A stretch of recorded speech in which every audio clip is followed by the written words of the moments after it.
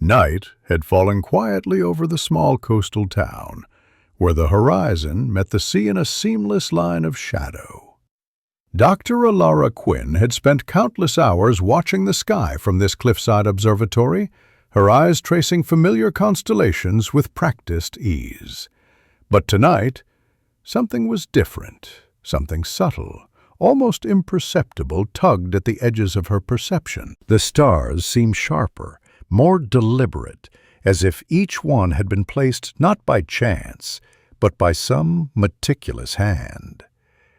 The usual steady glow of the Milky Way appeared to shimmer, flicker, ever so slightly, in patterns that defied explanation. She adjusted the telescope, convinced it was a trick of her instruments, yet every measurement confirmed the same anomaly. It began with the airglow, the faint, greenish light that normally hovered above the horizon in near invisibility. Tonight, it pulsed faintly, as though inhaling and exhaling. Elara's pulse quickened. She had read about airglow her entire career, but nothing in her studies had suggested it could behave with such rhythmic regularity. She leaned back in her chair, eyes scanning the night sky. The auroras, usually confined to polar extremes, stretched across the southern skies in thin, trembling ribbons of green and violet. They moved with a precision she could not comprehend, curling and uncurling in shapes that seemed almost intentional. Elara reached for her notebook and began sketching the patterns. Spirals, waves, lines intersecting at angles that made her skin prickle. Her scientific mind battled against the growing unease in her chest. Patterns, by nature, had meaning, yet no natural phenomenon could explain the perfection of these formations. A whisper of wind brushed against the observatory window, carrying a chill that was far colder than the night air. She shivered, but not from temperature alone. The sky seemed alive tonight, watching, breathing, remembering. For the first time in her life, she wondered if her own obsession with the heavens had blinded her to something fundamental.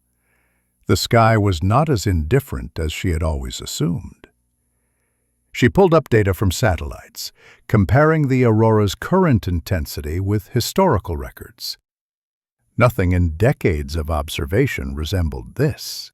No solar flare, no geomagnetic storm, no known cosmic event could account for what she saw. The patterns were deliberate. They were messaging. But to whom?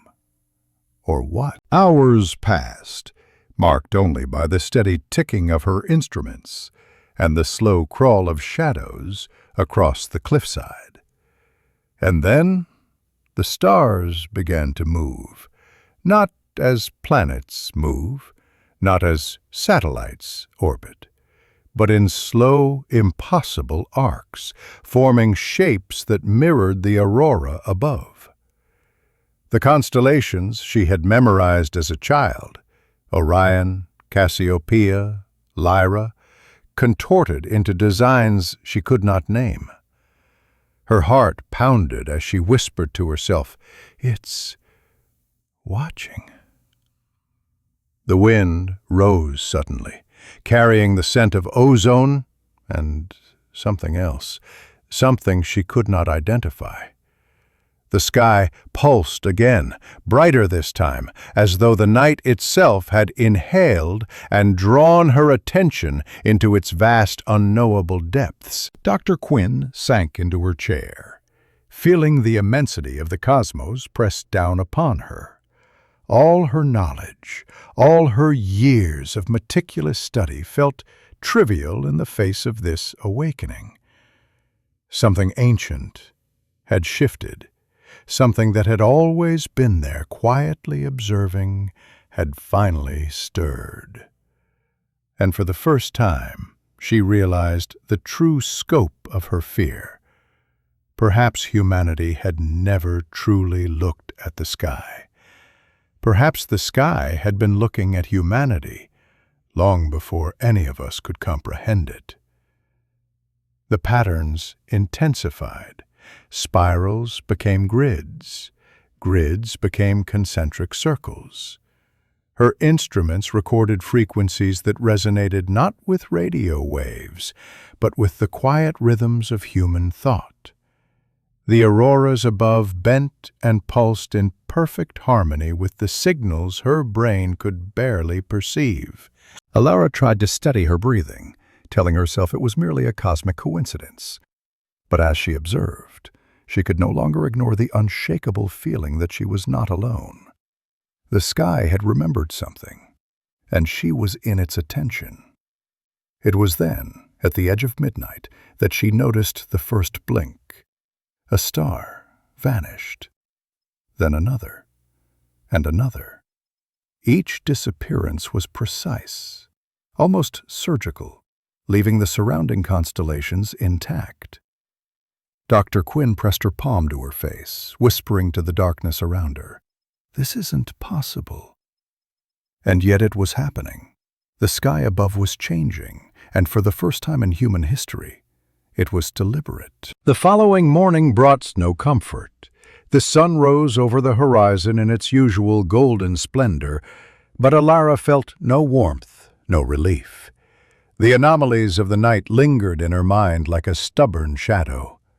She reviewed the data again, frame by frame, recording every flicker, every subtle pulse in the auroras, every vanishing star.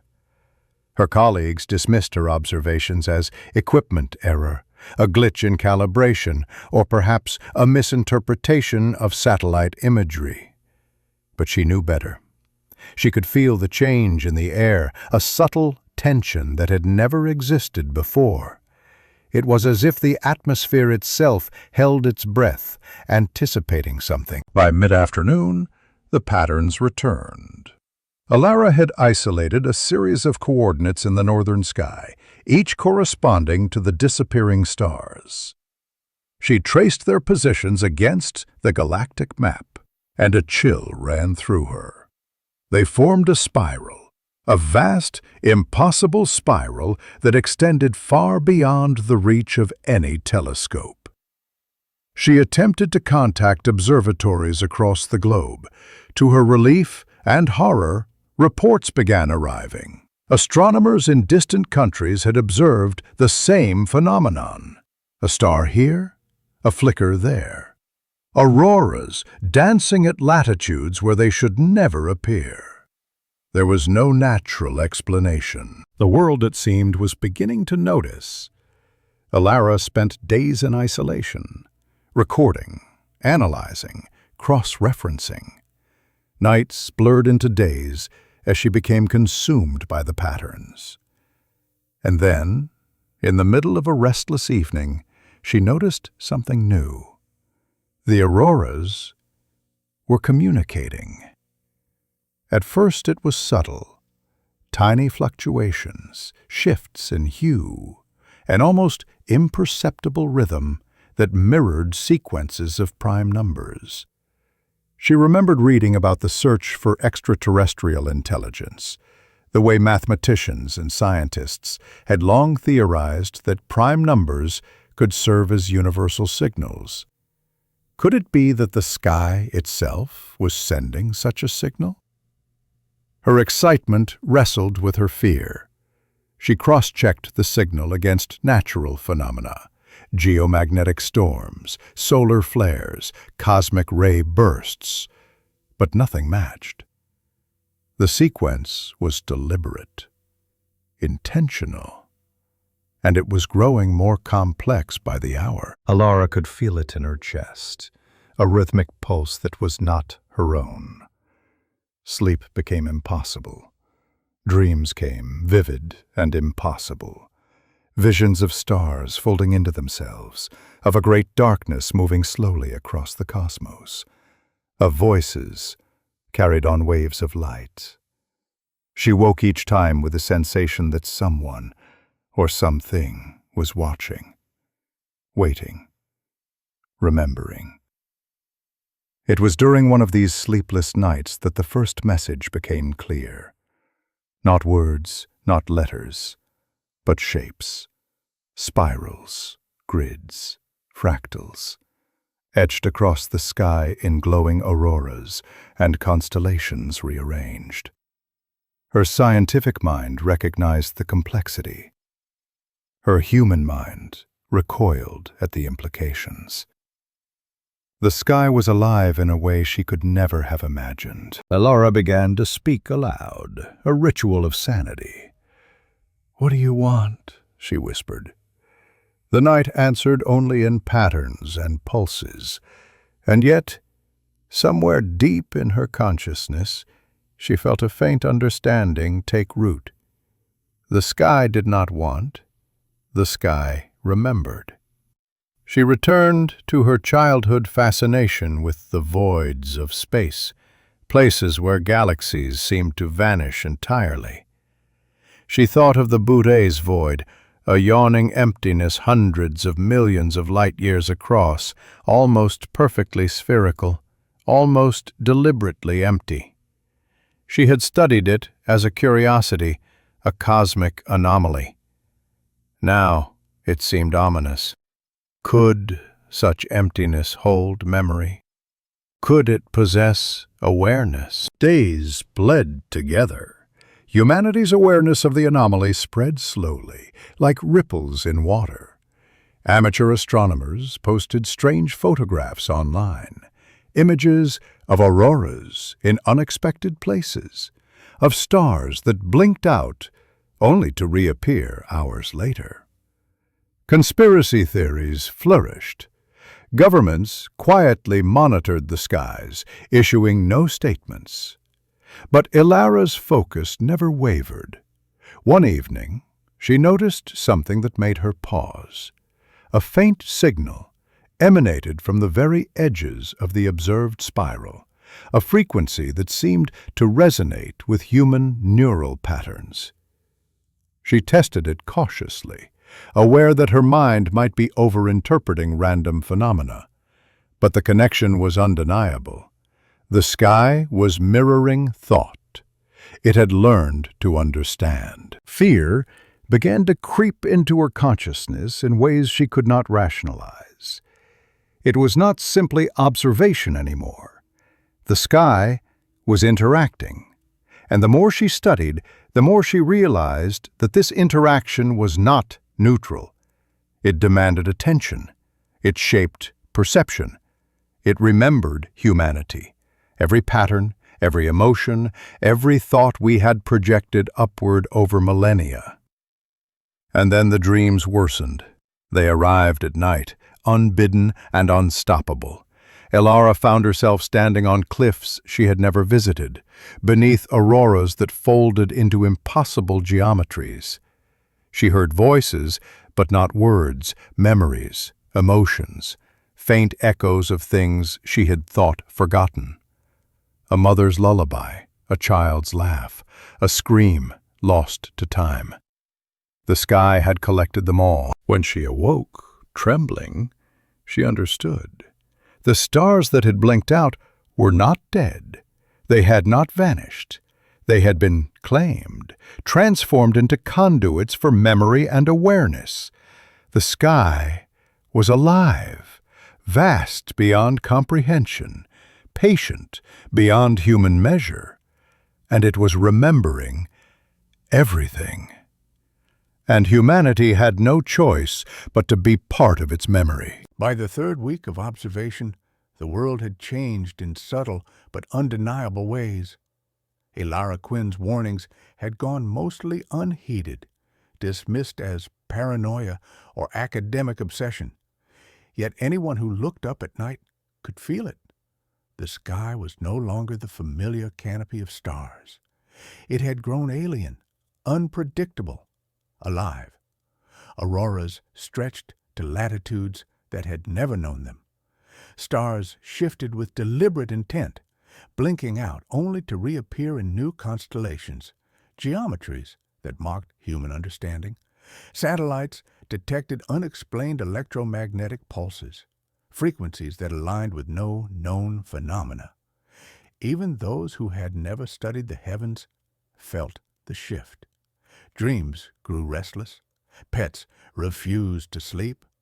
The wind itself seemed to carry whispers from beyond. Elara stood on the edge of the cliff once again, watching the unfolding spiral of light that stretched across the sky. This spiral had grown larger, reaching beyond the constellations themselves, a swirling mosaic of auroras and stars that bent the horizon in impossible arcs. She had measured the signals again and again, confirming what her instincts already knew. The sky was not only observing, it was communicating, and its attention had focused. The first sign of direct awareness came in the simplest form. A bright pulse radiated from the spiral, synchronized with the collective heartbeat of humanity. Those listening carefully reported feeling it resonate deep within their minds, a vibration that bypassed words and spoke directly to memory. It was as if the cosmos had learned to touch the very essence of thought, and it remembered. The implications were staggering. Humanity's history, its joys and horrors, its fleeting moments of love and suffering, were all reflected back in the living sky. Cities emptied as people gazed upward, entranced, terrified, and mesmerized. The collective awe became a kind of communion, a global awareness that no nation could contain. Elara attempted to warn her colleagues to issue her findings, but the signals interfered with communication, scrambling electronic messages, rendering words meaningless. Her research was archived, unread, and the world became increasingly quiet as people instinctively turned their attention upward. The spiral began to pulse faster, the auroras bending into impossible geometries, constellations rearranging themselves into fractals of light that no telescope could capture. For the first time, the night itself seemed to breathe. Elara felt an overwhelming presence, a consciousness vast beyond comprehension stretching across the void. The sky was alive.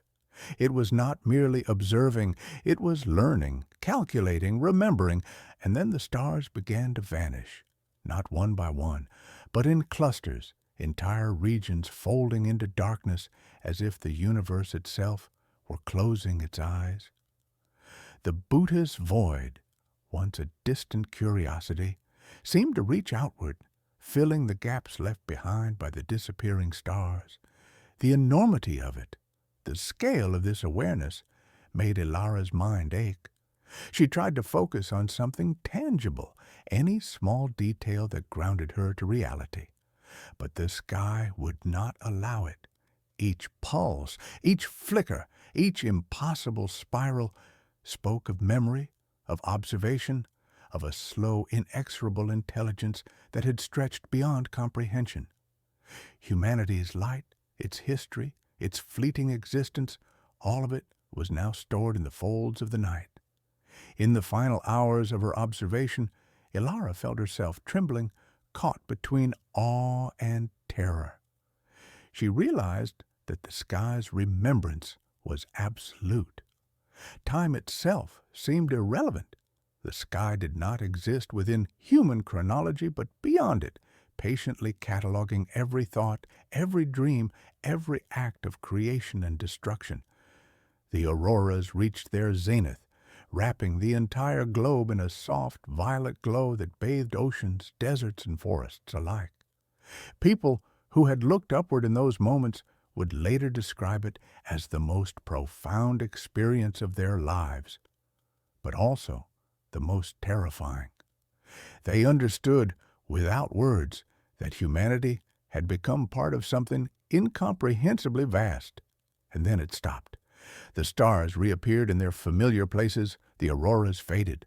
The sun rose as it had every day before, though now it seemed distant, smaller, almost unaware.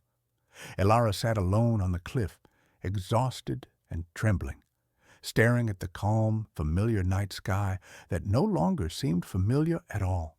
Her mind replayed every detail of the spiral, the pulses, the vanished stars. And in that silence, she understood the truth. The sky had remembered humanity, and in doing so, it had reminded her of her own smallness. Every joy, every sorrow, every fleeting thought, catalogued in a consciousness vast beyond imagination, and humanity, for all its arrogance, would carry the memory of that night forever.